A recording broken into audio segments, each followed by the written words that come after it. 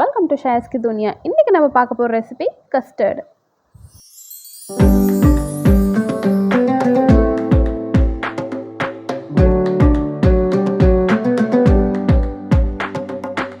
So custard prepare பண்ணுறதுக்கு milk எடுத்துக்கலாம். Milk full fat milk எடுத்துக்கிட்டிங்கன்னா டேஸ்ட்டில் கொஞ்சம் என்ஹான்ஸாக இருக்கும்.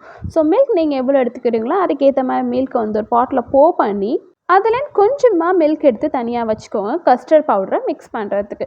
ஸோ இதில் வந்து லைட்டாக பாயில் வர வரைக்கும் வெயிட் பண்ணுவோம். இப்போ நம்ம கொஞ்சம் எடுத்து வச்சுருக்கோம்ல மில்க், அதில் வந்து கஸ்டர்ட் பவுடர் நம்ம மிக்ஸ் பண்ணிக்கலாம்.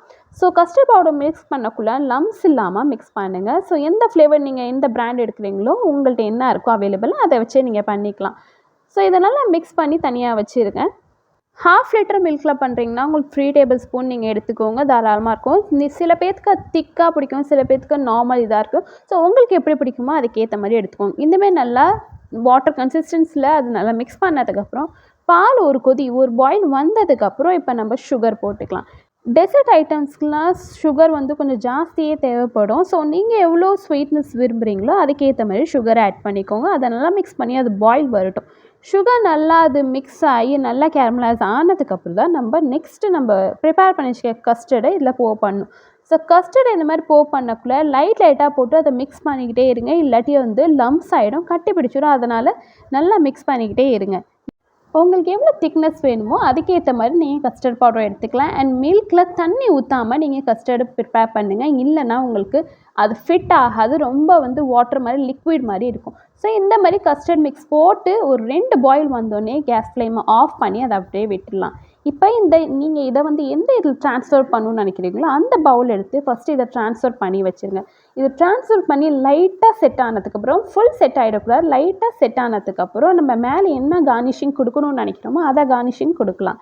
ஸோ இதை பண்ணி ஃபஸ்ட்டு லைட்டாக சில் ஆகிறதுக்கு விட்டுருவோம். மேலே டாப்பிங் கார்னிங்க்கு நான் பிஸ்தா, கேஷ்யூ, பாதாம் இது 3மே எடுத்துருக்கேன். அண்ட் ஃப்ரூட்ஸ் உங்கள் இஷ்டம், உங்களுக்கு விருப்பப்படி நீங்கள் எடுத்துக்கலாம். ஆப்பிள் அண்ட் பொமிகிரானட் எடுத்துருக்கேன். இது வந்து ட்ரை டேட்ஸ் லைட்டாக சின்ன சின்ன பீசஸ்லாம் நான் ஸ்லைஸாக கட் பண்ணி வச்சுருக்கேன்.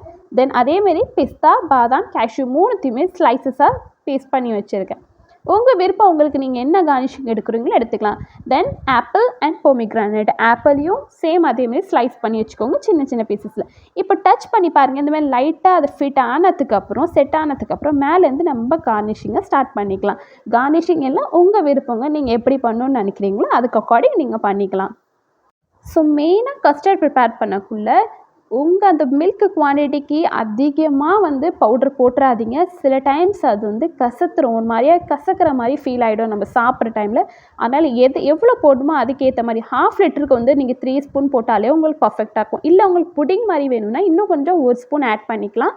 அது கொஞ்சம் கட் பண்ணி சாப்பிட்ற மாதிரி வரும். ஸோ ரொம்ப சிம்பிளாக வந்து ஃபுல் கஸ்டர்ட் ரெடி பண்ணியாச்சு. ஸோ இது வரைக்கும் இது யாரும் ட்ரை பண்ணலன்னா இந்த ரெசிபியை பார்த்து ட்ரை பண்ணுங்கள். அண்ட் உங்களுக்கு எப்படி இருந்துச்சுன்னு கண்டிப்பாக காமெண்ட்டில் ஷேர் பண்ணுங்கள். நெக்ஸ்ட் ரெசிபியில் மீட் பண்ணலாம். Have a good day.